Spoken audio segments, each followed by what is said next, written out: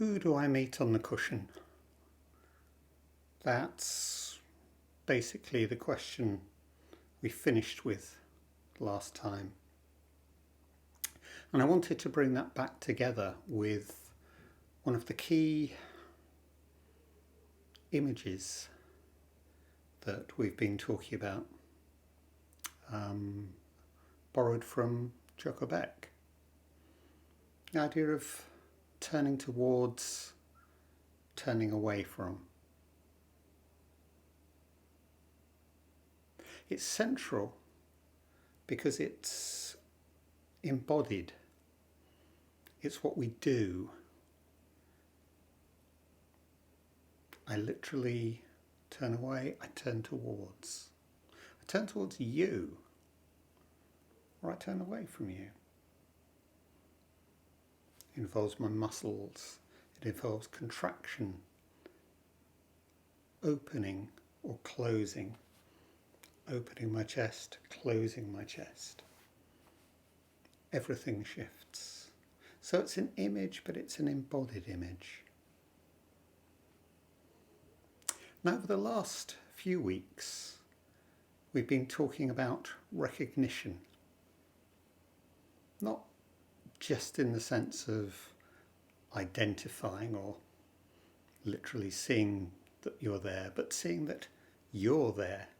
Seeing that you're an embodied, sentient being like me, but not me. And actually the way that we base our own sense of ourselves on the other, on you. Without me, no you. Without you, no me. So when I look in the mirror, who do I see? My teacher Barry always says, well, Zazen simple, you can't do it wrong. It's just like looking in the mirror. You automatically appear. Yeah, but who appears? If I turn away from you, then actually I turn away from me as well. If I stop recognizing you and myself, being myself depends upon you being you, then if I turn away from you, I turn away from myself as well, and then I'm not in the mirror.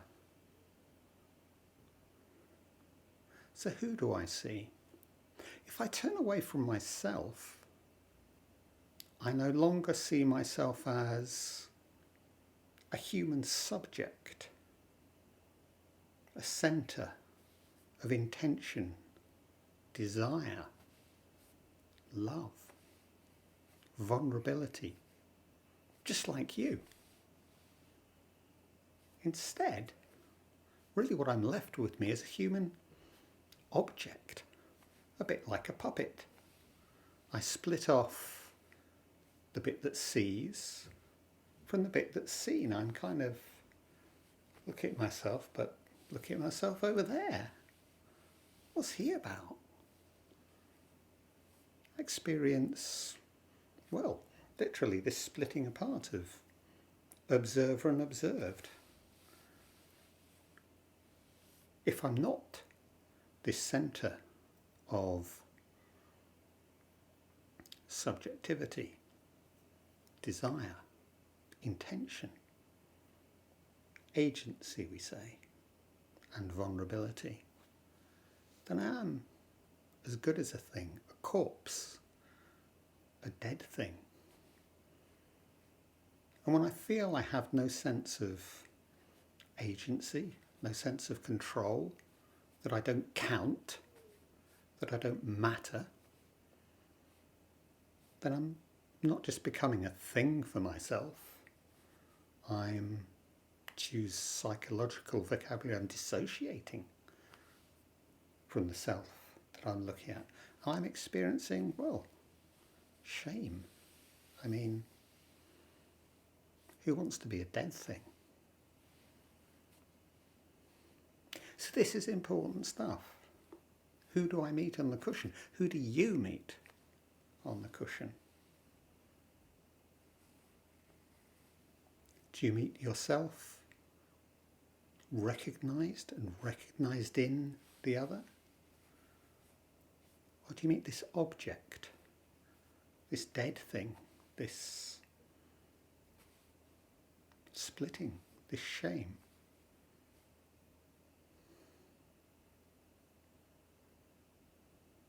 I've been trying to develop this sense of two different ways in which we use recognition. That way of really recognising each other, which I've just been talking about. Mutual subjectivity. But also this idea of recognition as, which is much more like identification.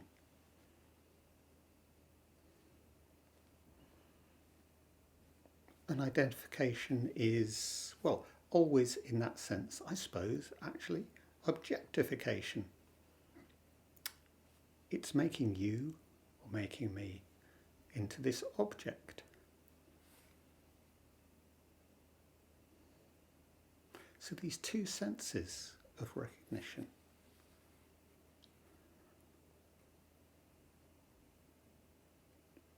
And when we've got this recognition as, this identification, then that's something which can change the nature of our relationship. It brings into play all sorts of inequalities and imbalances of power. The two words that I want to use to describe that this evening are entitlement and privilege. And they're both very resonant words. They're both words that can make us feel uncomfortable, make us feel defensive, make us feel awkward, make us feel angry. They push our buttons. And we can talk about disentitlement, and it's coining a word, but it makes sense, disprivilege, when we're experiencing those imbalances. And we can be conscious, or we can become unconscious of this, but we all experience privilege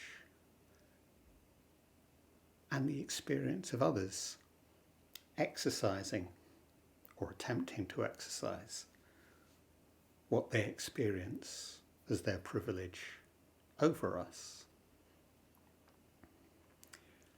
Thinking of, there's so many different examples, aren't there? But two easy ones, which have become more current, or recognition of has become more current. They've been going on forever. Two new words, manspreading and mansplaining. The idea that my masculine energy, my masculine potency is just so great that, actually merely occupying one seat on the train or on the bus or wherever, it just isn't enough. So I probably completely unconsciously open wide and take up the room that my masculine energy requires, which, is easily 3 seats. I need more space than you. I just do. I don't even really think about it. I just need more space than you. Or if you happen to be female, it's obvious that you need things explaining to you. And in fact, I'm quite capable of talking over you to explain the things that I believe that need explaining to you.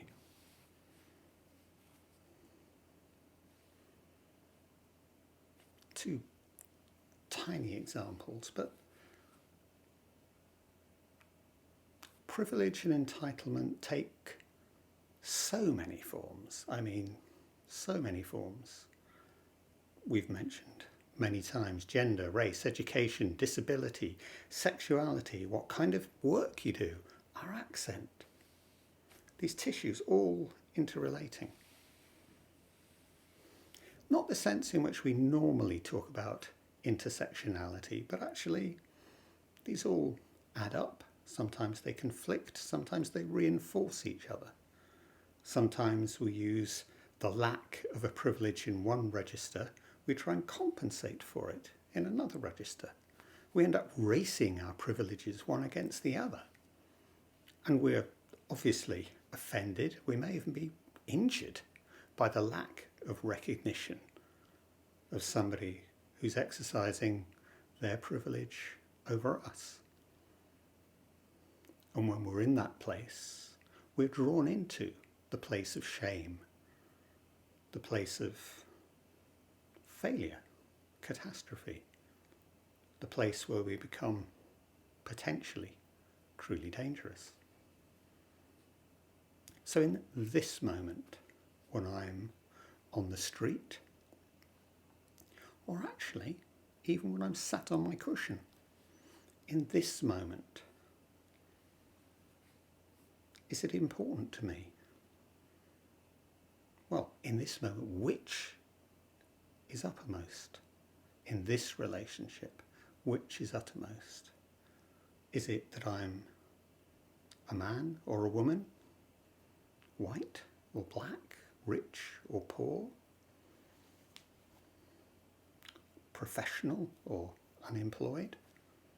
Law-abiding? Criminal? What's meeting here? What's having to be negotiated in this encounter, in this moment? And I keep trying to bring this back to the idea of being here on the cushion. Yeah, but there's nobody else here. What's he talking about? Let's try and get there.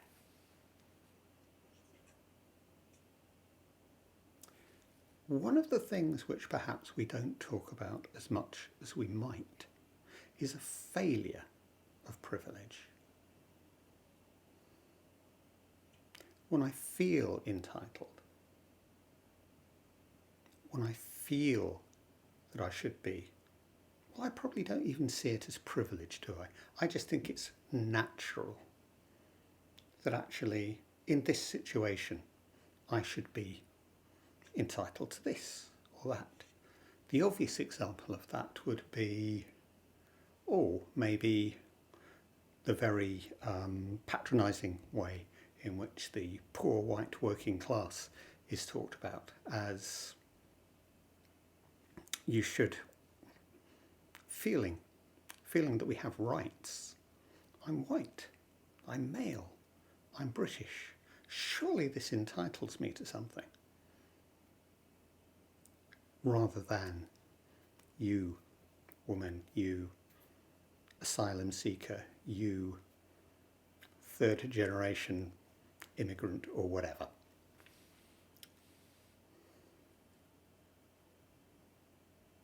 The failure of that experience is itself hugely shaming.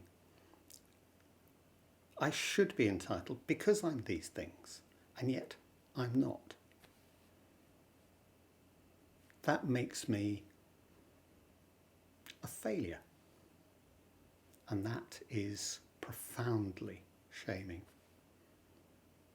And in fact, surely don't we all experience massive entitlement and privilege shame because we're constantly being invited to measure up. Why am I not more successful? Why have I not got more money? Why have I not got this? Why am I not more beautiful? Why am I not taller? There are so many infinite ways of the way that we are measured, the way that we measure ourselves. And this is where it comes back to the cushion. Because we're not only measuring others by these standards constantly, we're measuring ourselves. And because we can never measure up, really. We can act entitled. We can act privileged. We can try and put other people down, put them in their place. But really, we never measure up. We might experience shame about this body not being the way it's supposed to be. We might feel shame about the achievements I feel I should have made. What got in my way? I can say it's you, but maybe it's just that I'm rubbish. Shame. Why don't I have the possessions that everybody else seems to have, that are flaunted in front of me all the time? Is my relationship perfect? Am I having wonderful sex? Do we never argue? Are the children perfectly behaved? Endlessly. There are no end. There is no limit to the ways in which privilege, entitlement, and it's in failure, play internally.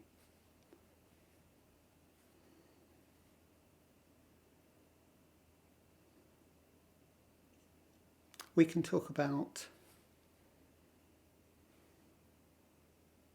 all of us experience both sides of this. Obviously, suppose, well, we do live in a culture which is still profoundly misogynist. And I am, in that sense, only a woman. But I'm educated, I'm attractive, I'm hardworking. I've done every damn thing that I possibly could. And yet I'm still treated like this? And the same if I happen to be black. I'm educated, I'm law-abiding, I'm damn hard-working, I'm creative. And still you treat me like this? There is no escape, or no simple escape. And I'm likely to encounter all these versions of me on the cushion and in the street.